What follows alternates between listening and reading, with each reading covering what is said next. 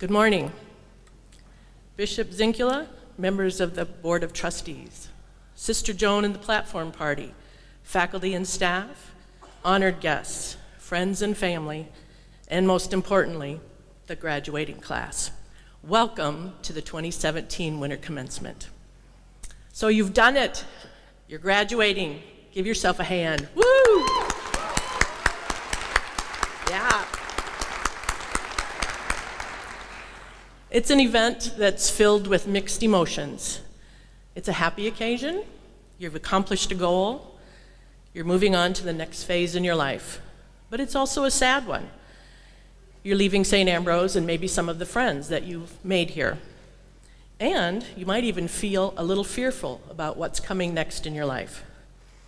But I'm honored to be speaking to you today as you experience what I call one of the contradictory moments in your life. What do I mean by contradictory moments? I'm sure many of the parents here can relate to this example. When my children were younger, we lived just a few blocks from the grade school. When my daughter was old enough to walk to school by herself, we agreed to let her do it as long as she learned the rules. And you all know the rules. Don't talk to strangers, don't get in a car with strangers, don't take candy from strangers. It's all about strangers, right? Well, both my daughter and my younger son nodded and agreed every time I talked to him about the rules. And when school started, everything went fine. Then along came Halloween. We dressed them up in costume and told them to ask for candy from strangers. Yeah. My daughter, who had a couple years of experience and education under her belt, she understood what we were talking about. She knew that if we were with her, it would be okay to take candy from strangers. But my son, who was 5 years younger, he wanted nothing to do with it. I had told him, don't take candy from strangers, that's the rule, and he was going to do it. He cried the whole time. He refused to ask for candy. He didn't yet have those reasoning skills to determine the options of that contradictory moment. You've all been through many years of education now and have learned to reason and to evaluate the situations. As you go through life, you will be faced with other seemingly contradictory moments. We know that you will take your education and your critical thinking skills to determine what course of action to take. Earlier this year, I read a book titled Small Great Things by Jodi Picoult. Some of you may have read it. I picked it up because the title was intriguing to me. It seemed to be contradictory. How can great things be small? Or small things be great?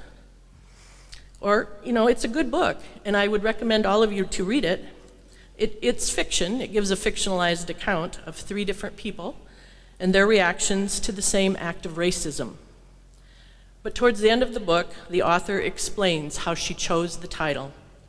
She said it was based on a speech attributed to Dr. Martin Luther King Jr., a speech he gave in 1956.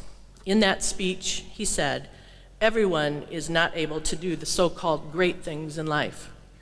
It's not so much what you're doing as to how you are doing it.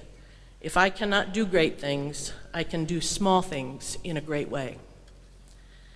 With this quote, Dr. King urged all of us to make a difference in whatever we do.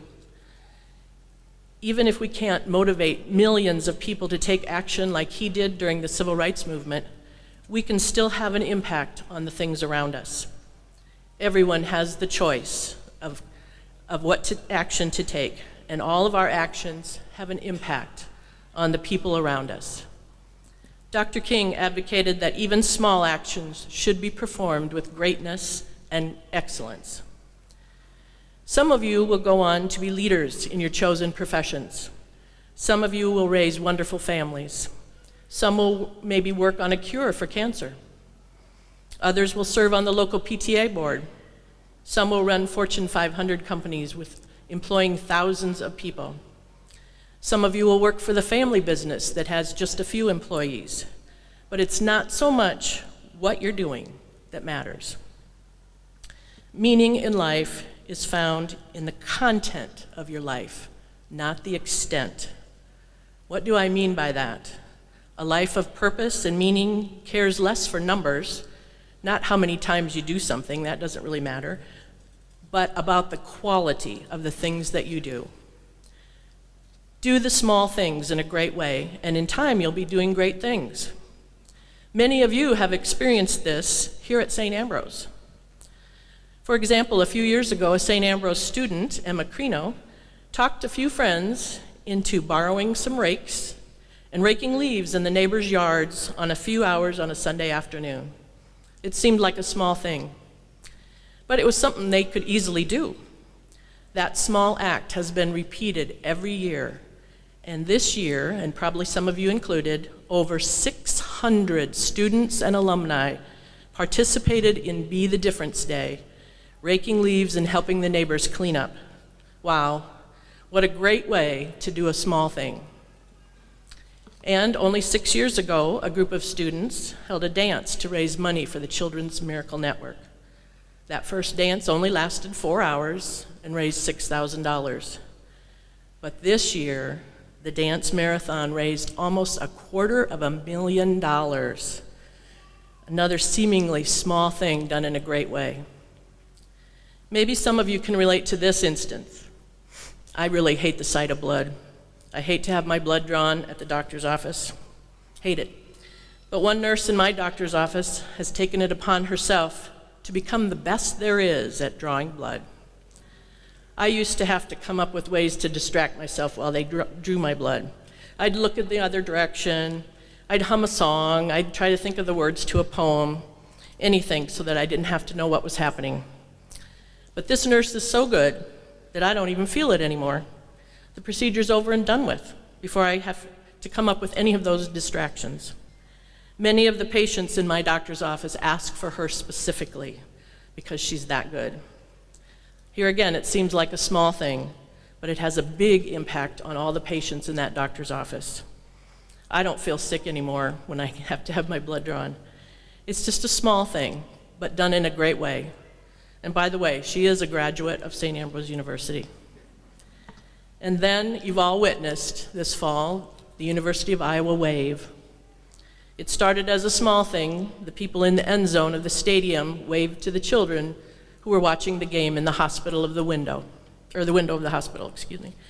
But when the whole stadium turned and waved, it became a thing done in a great way and attracted national attention. As you leave here today and start new jobs, new families, and take on new roles, you will come up against these contradictory moments when you think, I can't do that, or there's nothing I can do to help that situation. But take a step back. What is one small thing you can do in that situation that will make a difference? Then do it, and do it in a great way. All it takes is the desire to make one thing just a little bit better. Congratulations on reaching your goal of graduation, but don't stop there. What small, great thing will you do today? Thank you.